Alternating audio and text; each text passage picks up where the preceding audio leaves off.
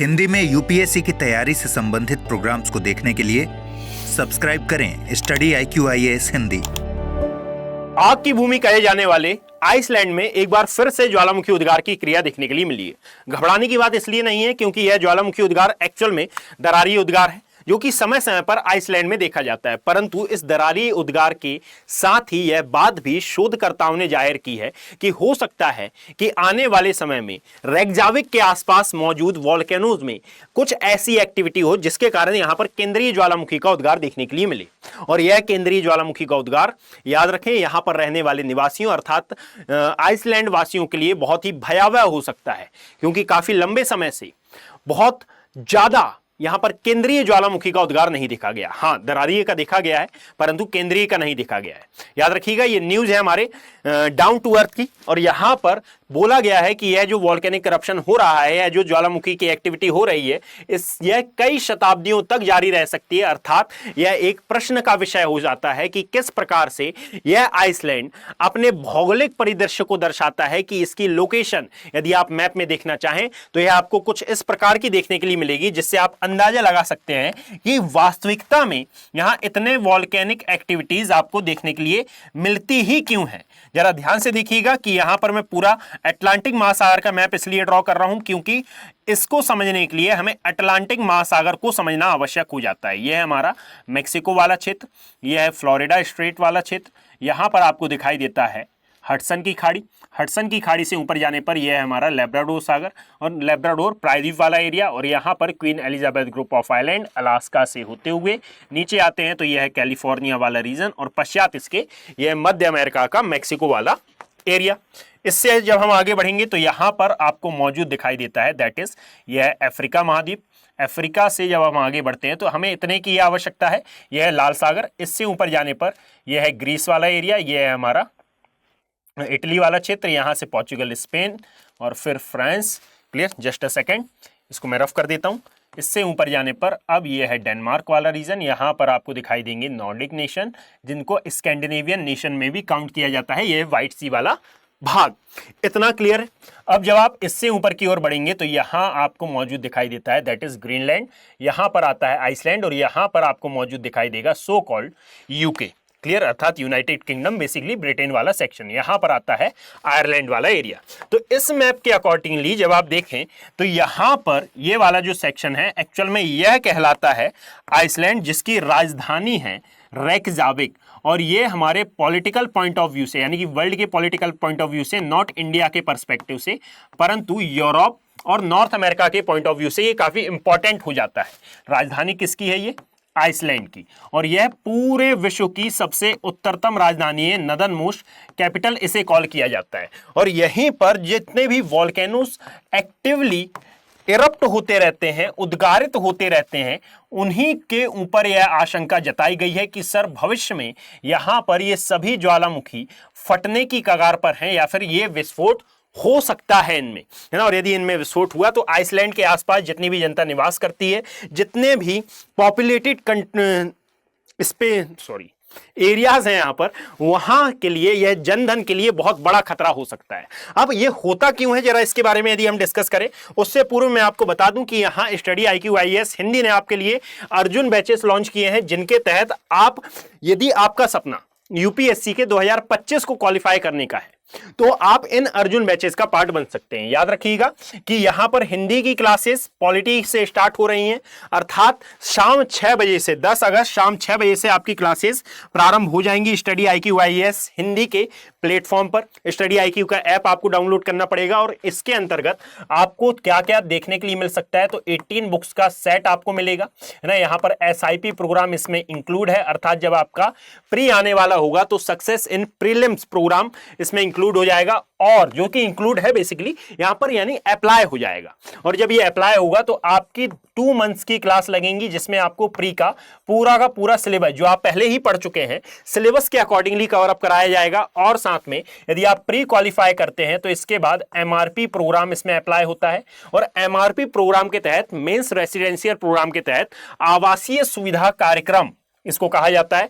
और study IQIAS Hindi आपको बुलाता है दिल्ली, और दिल्ली में अपने लेवल पर, अपने खर्चे पर वह पूरी तैयारी कराता है मेंस के लेवल की। इसमें आंसर राइटिंग सेशन, इसमें हर वीक के अकॉर्डिंगली यहां आपके एमसीक्यू सॉल्व कराए जाते हैं। और जब आप मेंस क्वालिफाई करते हैं, और मेंस से पहले भी यहां एक प्रोग्राम होता है जिसको कहा जाता है एसआईएम प्रोग्राम, और फिर यहां मेंस क्वालिफाई करने के पश्चात आईजीपी अर्थात इंटरव्यू गाइडेंस प्रोग्राम भी अप्लाई होता है। और याद रखिएगा कि इन सभी को पार करने के पश्चात आपकी जो जर्नी है यह लबासना में जाकर खत्म होती है, अर्थात Lal Bahadur Shastri National Academy of Administration, यहां पर आप जाते हैं। अर्थात इस एकेबी लाइव कोड का यूज करके आप इसको अवेल कर सकते हैं 27,999 रुपए में। और ये 27,999 रुपए बल्कि इससे और भी कम होगा, यानी कि डेफिनेटली मैं श्योर हूं कि जब आप इस कोड को अप्लाई करेंगे तो इस प्राइस से भी कम प्राइस में आपको यह कोर्स मिलेगा।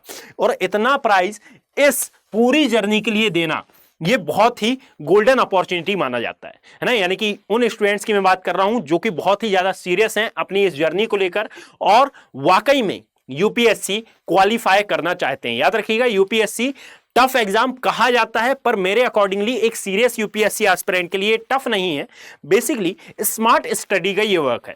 और यहां स्टडी आईक्यू आईएएस हिंदी इसको बहुत अच्छे से समझता है कि एक स्मार्ट स्टडी, एक स्मार्ट अप्रोच कैसे की जाती है। दैट इज वाई समय समय पर ये बैचेस लॉन्च करता है और आपको मोटिवेट करता रहता है, विभिन्न प्रकार के प्रोग्राम लाता है जिसके तहत आप मोटिवेट रह सकें और अपनी इस यूपीएससी की जर्नी में जो अपना मोटिवेशन है उसको खत्म कर विभिन्न प्रकार के क्रियाकलापों के द्वारा अपने सपने को अचीव कर सके। याद रखिएगा, यहां पर आने वाले हर्डल्स के लिए हमने मेंटरशिप प्रोग्राम भी ऐड किया हुआ है, अर्थात यहां पर आपको एक मेंटोर भी अलॉट किया जाता है जो कि आपकी हर समस्या को, जब तक आपका प्री क्वालिफाई नहीं हो जाता, मेंस क्वालिफाई नहीं हो जाता, अर्थात लबासना तक की आपकी यात्रा खत्म नहीं हो जाती, जब तक आपका साथ देने के लिए ये मेंटोर अलॉट है। और यहां पर जो फैकल्टी हैं उन्होंने कभी ना कभी इस एग्जाम को दिया हुआ है। दैट इज वाई ये बहुत ही ज्यादा गोल्डन अपॉर्चुनिटी हो जाती है, क्योंकि वो जानते हैं कि एक यूपीएससी एस्पिरेंट को किन किन हर्डल्स का सामना करना पड़ता है अपनी जर्नी के दौरान। याद रखें, अभी नहीं तो कभी नहीं। यदि आपको डिसीजन लेना है तो आपको जल्द ही लेना पड़ेगा। यहां पर और भी स्टूडेंट के कंपटीशन इतना है कि आपके कई कॉम्पिटिटर पहले ही यहां पर ऐड हो चुके हैं और अपनी तैयारी को बहुत पहले स्टार्ट कर चुके हैं। तो यदि आपने अभी नहीं किया तो ये कभी नहीं होगा। इस बात को हमेशा अपने माइंड में सेटल डाउन रखें।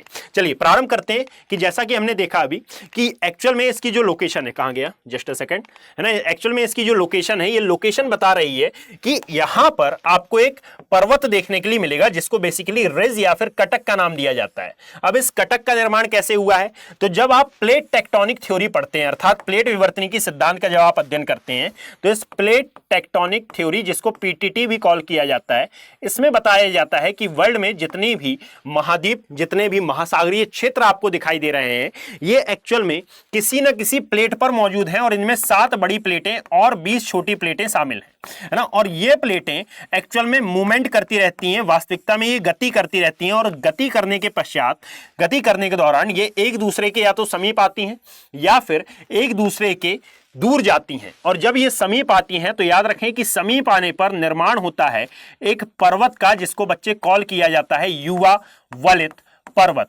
और जब ये दूर जाती हैं तो भूगर्भ में, यानी कि जो हमारी पृथ्वी है उसके भूगर्भ में जो मैग्मा भरा हुआ है, यह मैग्मा ऊपर आता है। और जब यह मैग्मा ऊपर आता है, ये दूर जाने की कंडीशन है, जब यह ऊपर आता है तो इसको कहा जाता है अपसारी संचलन, है ना। और ऊपर आकर, मैग्मा के ऊपर आने से, यदि ऊपर जल भरा हुआ है तो जल भराव के कारण, यानी कि ऊपर यदि महासागरीय प्लेट मौजूद है और जल के संपर्क में आकर ये ठंडा होता है और ठंडा होकर ये निर्माण करता है एक रिज का, या फिर ये निर्माण करता है बच्चे एक कटक का। इंग्लिश में इसे कॉल किया जाता है रिज और हिंदी में इसे कॉल किया जाता है कटक। और इसी कटक पर मौजूद दिखाई देता है आपको क्या, यह रेक्जाविक वाला एरिया। और यही कारण है कि इस रेक्जाविक वाले एरिया में, अर्थात इस आइसलैंड वाले एरिया में इतने ज्यादा फ्रिक्वेंटली आपको वॉल्केनिक इरप्शन अर्थात ज्वालामुखी उद्गार देखने के लिए मिलते हैं। यदि आप देखेंगे तो इन्हीं में से यहां पर जितने भी माउंटेन्स हैं, अब ये माउंटेन्स एक्चुअल में जलखंड के अंदर विद्यमान है और इन्हीं जलखंड में से एक पहाड़ी ऊपर निकली हुई है और इसीलिए इस आइलैंड को वास्तविकता में कॉल किया जाता है क्या, ज्वालामुखी आइलैंड, या फिर इसे कहा जाता है वॉल्केनिक आइलैंड, ज्वालामुखी द्वीप की इसको संज्ञा दी जाती है, क्योंकि यह पूरा का पूरा आइलैंड इसी प्रक्रिया के थ्रू, इसी प्रोसेस के थ्रू बना हुआ है। और इसीलिए आपको समय समय पर ऐसी वॉल्केनिज्म वाली एक्टिविटीज इस आइलैंड पर देखने के लिए मिलती रहती हैं। सबसे आवश्यक बात यह हो जाती है कि सर हमने मान लिया यहां पर ये जो वॉल्केनिक आइलैंड है या फिर यह जो ज्वालामुखी द्वीप है यह मिड अटलांटिक रिज या फिर मध्य अटलांटिक कटक का भाग है, परंतु ज्वालामुखी के सक्रिय होने का मेन कारण क्या है, यहां पर वॉल्केनिक इरप्शन क्यों देखने के लिए मिलता है। तो बच्चे याद रखिएगा कि ये जो नॉर्थ अमेरिकन प्लेट आपको नजर आ रही है, अर्थात यह जो उत्तरी अमेरिका की प्लेट है, यह उत्तरी अमेरिका और दक्षिण अमेरिका की प्लेट यह अभी भी मूवमेंट कर रही है किस ओर, पश्चिम दिशा की ओर। इसको वेस्टर्न डायरेक्शन मूवमेंट कहा जाता है। और यहां पर अर्थात अटलांटिक महासागर में हो रही है अपसरण की क्रिया, और अपसरण की क्रिया के द्वारा अभी भी जो भूगर्भ में भरा हुआ मैग्मा है यह ऊपर की ओर आ रहा है, और इसके ऊपर की ओर आने के कारण यह जलखंड में जमा हो रहा है। परंतु जब आप इस आइलैंड को देखते हैं अर्थात आइसलैंड को देखते हैं तो आइसलैंड एक्चुअल में बाहर आ चुका है, परंतु वॉल्केनिज्म की एक्टिविटी अभी भी हो रही है। देखिएगा यदि युवा वलित पर्वत होता है तो उसके अंदर की दरारें मुक्त हो जाती हैं, अर्थात ये बंद हो जाती हैं, परंतु यहां पर ये दरारें ऊपर खुली रहती हैं, यानी कि कोई वॉल्केनो है, इसमें जितनी भी दरारें हैं यह ऊपर आकर यदि ओपन हो रही हैं तो इन्हीं दरारों के माध्यम से यह लावा बाहर आता है। क्लियर। अब आइसलैंड के साथ ऐसा है कि सर यहां पर वॉल्केनिज्म अर्थात ज्वालामुखीयता पहले से घटित हो रही है, तो केंद्रीय ज्वालामुखियों में उतना उद्गार नहीं होता, क्योंकि भूगर्भ के भीतर जो दबाव है यह केंद्रीय ज्वालामुखी के द्वारा विस्फोटक रूप में उत्पन्न ना होकर यह दरारीय रूप में फैल जाता है। और इसीलिए आप देखेंगे कि यूट्यूब पर आपने कई वीडियोस भी देखे होंगे कि भाई यहां पर आपने ज्वालामुखी को देखा और ज्वालामुखी एक नदी की भांति व्यवहार कर रहा है, अर्थात ये डायरेक्टली बहता जा रहा है। और जब ये डायरेक्टली बहता है तो इसको कहा जाता है क्या, इसे कहा जाता है दरारीय उद्गार। और यदि विस्फोट के कारण की हम बात करें तो याद रखें कि जहां पर भी ज्वालामुखी विस्फोट होता है वहां पर इसके विस्फोट का कारण एक ही होता है, वो है यहां भूगर्भ का जो प्रेशर है या फिर भूगर्भ में जो दाब उत्पन्न हो रहा है, इस दाब के मुक्त होने के कारण ही आपको यह विस्फोट देखने के लिए मिलेगा। अर्थात भूगर्भ के अंदर का दबाव जब किसी ऊर्जा के रूप में मुक्त होगा तो यहां पर ऊर्जा का माध्यम बनेगी तरंगें, जिसके कारण आएगा क्या, भूकंप। परंतु उस भूकंप से पहले की घटना कहलाती है क्या, ज्वालामुखी उद्गार। अब एक बात याद रखिएगा कि यहां पर ज्वालामुखी उद्गार होता है, परंतु जो अर्थक्वेक की समस्या है वह उतनी ज्यादा फ्रीक्वेंट नहीं होती है, परंतु फ्रीक्वेंट नहीं होती है। इसीलिए समय समय पर जो न्यूज आती रहती है कि सर आइसलैंड में जो वॉल्केनिक एक्टिविटी हुई है, ये वॉल्केनिक एक्टिविटी याद रखिएगा दरारीय होती है, ना कि केंद्रीय ज्वालामुखी उद्गार। अर्थात इस वीडियो को बताने का उद्देश्य कि जब आप इस पूरे आर्टिकल को पढ़ेंगे तो इस आर्टिकल में यह बताया गया है कि सर ये भविष्य के लिए किस प्रकार से जिम्मेदार हो सकता है, यह भविष्य तक किस प्रकार जारी रह सकता है। एक लाइन में इसका आंसर यह है कि सर यहां नॉर्थ और south American plate continuously western direction की ओर मूवमेंट कर रही हैं, और वेस्टर्न डायरेक्शन की ओर मूवमेंट के कारण इस वाले रीजन में जो अपसरण की एक्टिविटी हो रही है उसके कारण इस आइसलैंड वाले एरिया में आपको क्या मिल रही है, दरारीय ज्वालामुखी उद्गार की एक्टिविटी देखने के लिए मिल रही है। अब यदि आपको ये पूरी की पूरी पीडीएफ चाहिए हो तो बच्चे याद रखिएगा कि geography bye Abhishek Kumar Telegram channel से आप इस पूरी पीडीएफ को प्राप्त कर सकते हैं। यहां पर या तो आप ज्योग्राफी बाय अभिषेक कुमार या फिर अभिषेक कुमार ज्योग्राफी से इस पीडीएफ को आप डाउनलोड कर लें। पहली बात। सेकंड बात ये आती है कि यहां मेरी एक सीरीज स्टार्ट हुई है ना, बेसिकली 3 फैकल्टीज की यहां पर सीरीज स्टार्ट हुई है, जिसमें यहां मेरी जो सीरीज है वो क्षेत्रीय भूगोल पर आधारित है। क्षेत्रीय भूगोल अर्थात यूपीएससी का वो पोर्शन जो कि अक्सर स्टूडेंट छोड़ देते हैं, परंतु यह इंपॉर्टेंट बहुत होता है। एक एक स्टेट का यहां पर एनालिसिस होने वाला है।